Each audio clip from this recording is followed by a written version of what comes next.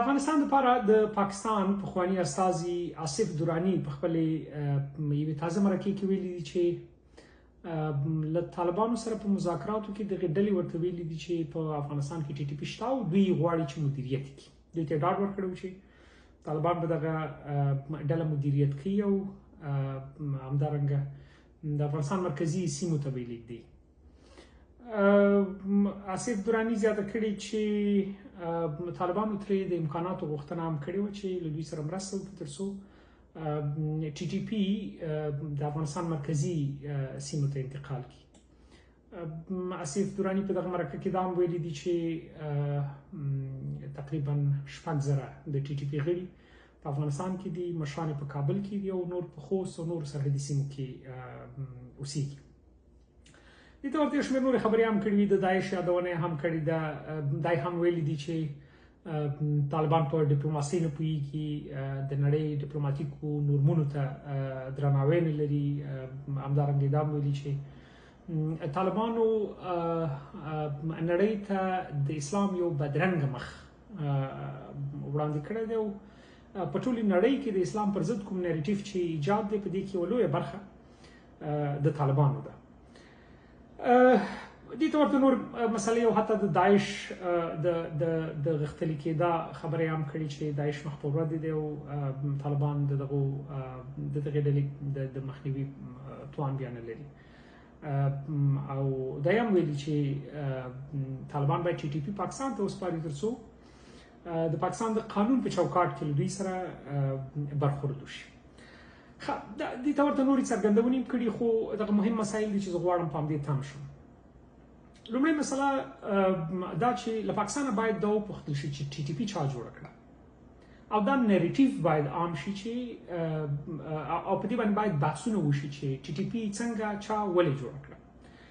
د ټي ټي پی موخه دا نه وه چې په پاکستان کې د ګواکې بریدونه وکړي. د ټي ټي پی د جوړېدو هدف دا نه و چې په پاکستان کې دی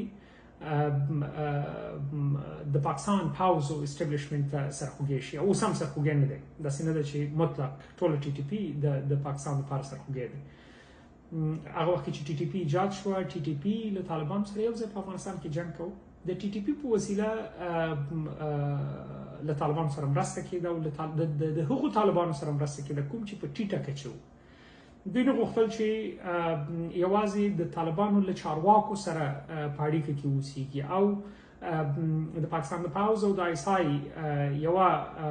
یو هدف دا و چې دا ځلې لکه د پخواني مجاهدینو په ډول یوه تېروتنه تکرار نه کړي او دوی باید د هر سرګروپ او د هر هغه وړوکي قومندان سره په اړیکه کې وي. نو په دې خاطر دوی ټي ټي پی ایجاد کړه او ټي ټي پی مطلق د پاکستاني اسټابلیشمنټ یوه ایجاده شوې نیابتي ډله ده چې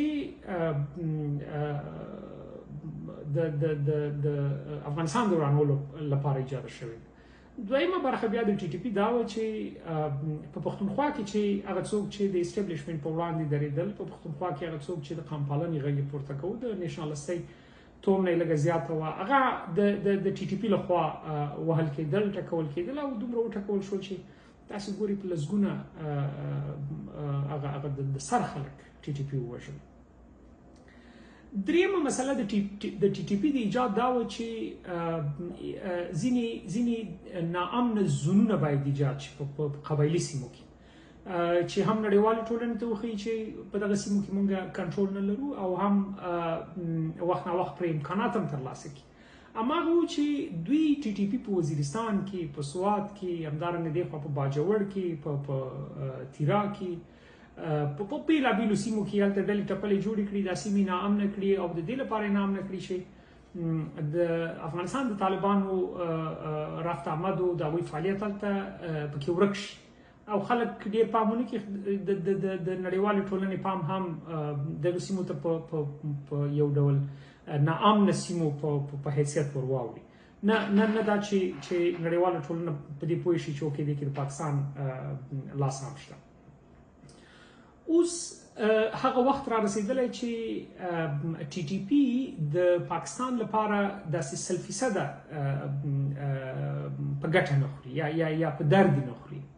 نو د دې لپاره هڅه د دوی دا ده چې اوس ټي ټي پی له منځه یوسي. نو د شک نشته چې هغه وداسې ډله ده چې د پاکستان لخوا ایجاد شوی، خو هغه برخې چې هغوی اوس د ځان لپاره د پاکستان د حکومت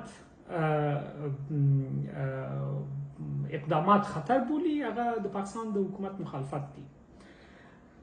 په پاکستان کې د ټي ټي پی بریدونه د تر ډیره پورې په پښتنو سیمو کې دي. تاسو په کله هم داسې پیښه نه لیدلې چې هغه د په پنجاب کې شي، په اسلام آباد کې دي شي، په لاهور کې دي شي، خو په ټي ټي پی برید کې په وزیرستان کې په پیښور کې په ډیره اسماعیل خان کې په باجوړ کې په صوابۍ کې په هغه سیمو کې چې هلته ټول پښتانه دي، او په هغه سیمو کې چې یا په هغه ډول خلکو بریدونه کوي چې هغه د اسټابلیشمنت لپاره خطر او یا هم احتمالي خطر دی.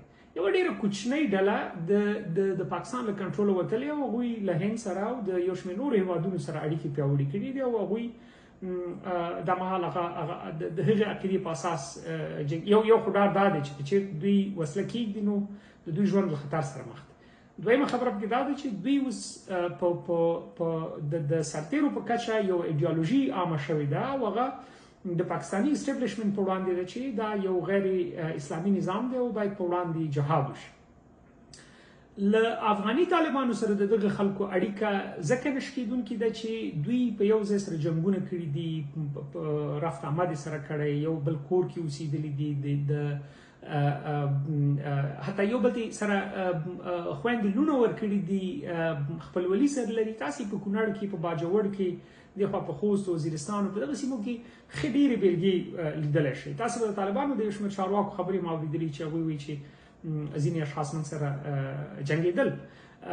نو دا په دې معنی چې د دوی اړیکې د سرتیرو په کچه ډېرې غښتلې دي، او د طالبانو د مشرانو دا کنټرول نشته چې اوس خپل کوچني وسلوال کنټرول کړي.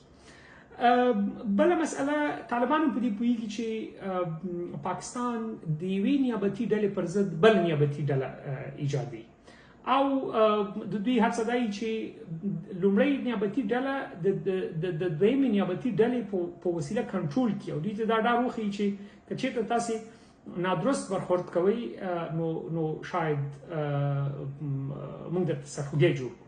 کټ مټ دا مسله له مجاهدینو سره وشو. د مجاهدینو په وړاندې پاکستان طالبان ایجاد کړل. اوس د طالبانو په وړاندې چې بیا ایجادي او مرستې حکومتونه ورسره کوي، هغه داعش. نن اسف دراني هم په خپلو خبرو کې داعش ته، د داعش پیاوړتیا ته، د داعش تحرکاتو ته اشاره کړې. نو دا په دې معنی چې پاکستان اوس غواړي چې داعش پیاوړی کړي او د طالبانو په وړاندې له داعشه کار واخلي. څومره چې په افغانستان کې نامني وي، څومره چې په افغانستان کې داخلي کړکېچ وي او نیابتي ډلې په خپلو کې سره اوښتي، هماغومره د پاکستان په ګټه دی. د نړیوالې ټولنې ټول پام پاکستان ته دی. د افغانستان په تړاو د نړیوالې ټولنې تعامل له پاکستان سره باید وشي. یعنی ټولې هغه چارې او کارونه چې د یو تحت الحمایه واحد د حاکم نظام په توګه ترسره شي، پاکستان غواړي چې دا ترسره کړي. او په دې کې خو شک نشته چې طالبان هم د پاکستان یو ایجاد شوې ډله ده. دا تاسې د پاکستان د پخوانیو چارواکو په خبرو کې اورېدلي چې د دوی د ټولو مشرانو، مثلا د ملا عمر نیولي، د جلال الدین حقاني، او د ټولو په اړه هغوی خبرې کړي چې دا له موږ زیات پاکستانیان دي، دا له موږ زیات پاکستان غواړي چې باید خراب نشي. او په دې وروستیو کې به تاسې د ټولو طالب مشران، مثلا د امیر خان متقي خبرې به ما اورېدلي چې هغه ویلي چې موږ ته ډېره کمه اردو په کار ده. دا په دې معنی چې پخوا پاکستان ویلي چې په افغانستان کې دومره قوي اردو یا دومره په ډېر شمېر اردو زموږ لپاره خطر دی، نو پس اردو باید کنټرول شي، او طالبان ورسره دا ومنله چې بالکل اردو باید کنټرول شي. اوس چې کله مسئله د ټي ټي پی دغه کوچنۍ ډلې چې دا اوس د پاکستان په وړاندې شعوري جنګ کوي د هغې راغلې، نو پاکستان هم هڅه کوي چې دا له منځه یوسي، طالبان هم هڅه کوي چې له منځه یوسي، خو طالبان نه توانېږي په دې چې له منځه یوسي، ځکه په ډېره ټیټه کچه د سرتیرو په کچه دا اړیکې شلول دا داسې اسانه خبره نه ده. که په هوډ وتکل شي، خو له ملا هیبت الله نیولې دغه ټول وزیران کوشش کوي چې ټي ټي پی باید له منځه لاړ شي، وعدې هم کوي، هڅه هم کوي، کوشش هم کوي، او حتی په هغه خپلو شخصي ناستو کې هم دا مسله یادوي چې باید ټي ټي پی کنټرول کړو. خو ټي ټي پی له کنټروله وتلې او د ټي ټي پی هغه ډله چې د پاکستان اوس مخالفه شوې ده، د خپل ډار له ویرې، د خپل مرګ له ویرې هغه اوس د پاکستان مخالفه ده، اوس د کنټروله وتلې.